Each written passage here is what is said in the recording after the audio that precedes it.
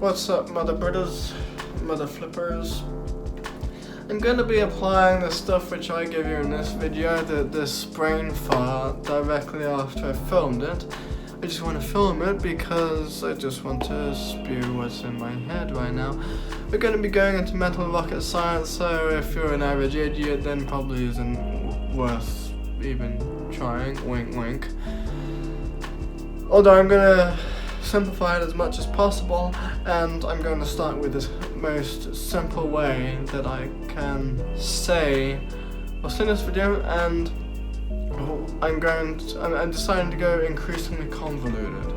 Why is this even worth theorizing about? This is worth theorizing about because of the notion that the stuff that you are consciously aware of is only useful for, you're only aware of what 20% of the feelings and the decisions which your system uses in order to control your life. It is said that our systems are absolutely incredible machines for getting what we want. And nobody tells you how to pragmatize that phrase. I might just have put some of the final cogs together for making that useful pragmatic advice. And quite easy advice to apply. Like, without this, like, you go to the book The Heart of the Mind, which half explains the concept fully.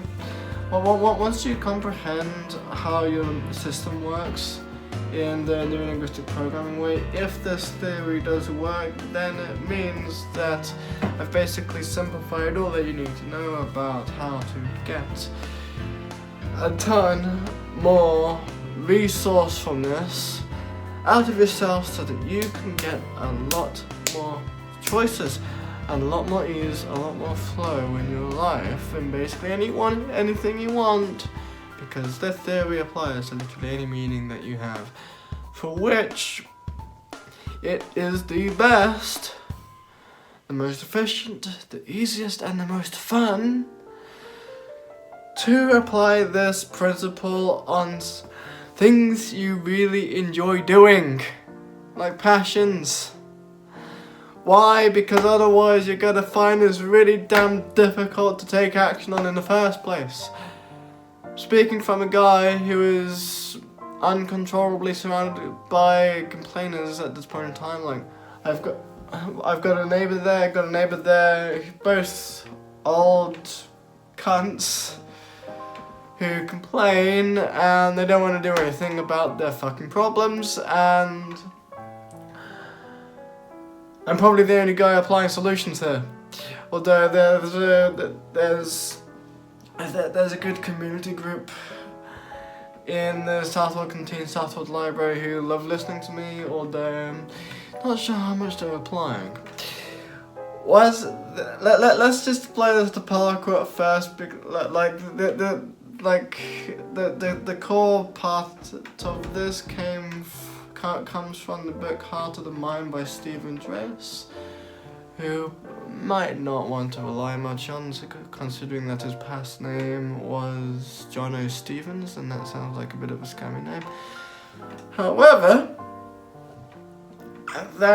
the solution in the book is called Phobias, Traumas, and Abuse.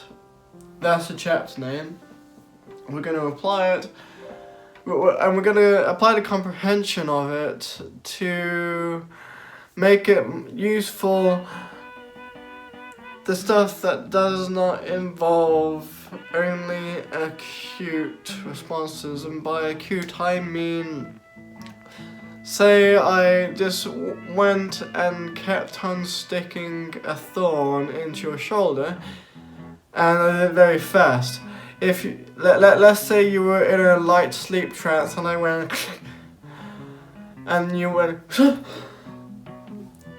that's an acute fight or flight response. the solution of the book is for solving acute fight-or-flight responses. The one in the example in the book is for a very severe bee phobia.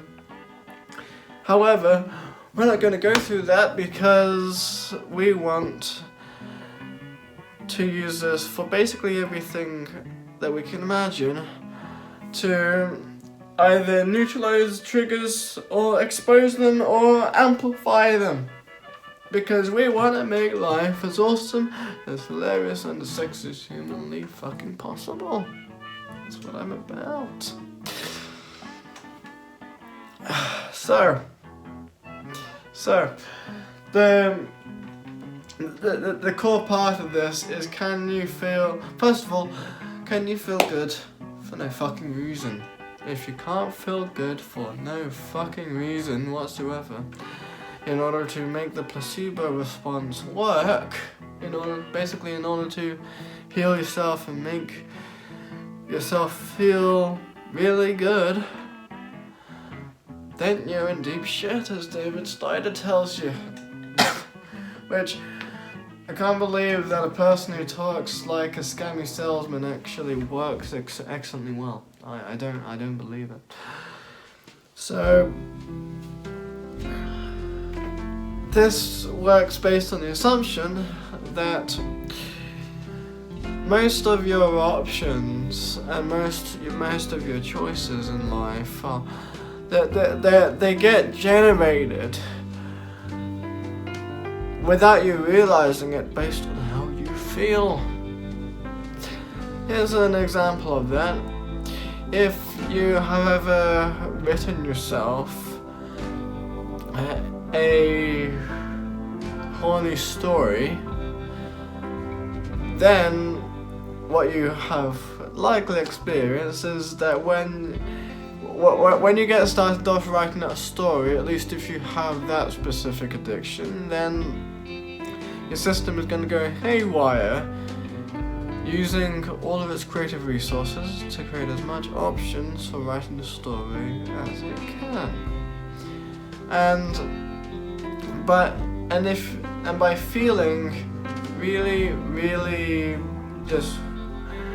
horny, the person, if you feel really horny and you want sex, then your system, if you think a lot, is going to generate as much options and choices in your life as possible for coming up with ways to attract women.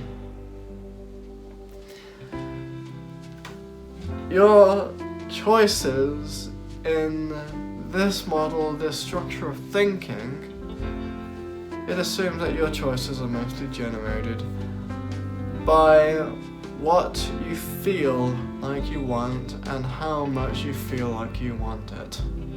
And it's that simple. So, the most simple way that I can put this video is that if you're in this state right here for a certain situation, what other state do you want to get into for that situation? Do you feel intuitively like it's possible? The complicated way of saying that is, does just 20% battery remaining. I'm gonna plug this phone in quickly so that I don't run out of battery as I'm filming, annoyingly. And please don't tell me that stops the recording. No, it does not. So if I want to get from this state right here, then does my system have the resources that I don't realize are there for getting into this second state? Say it's one of say it's one of my dream states. Say it's my confidence dream state.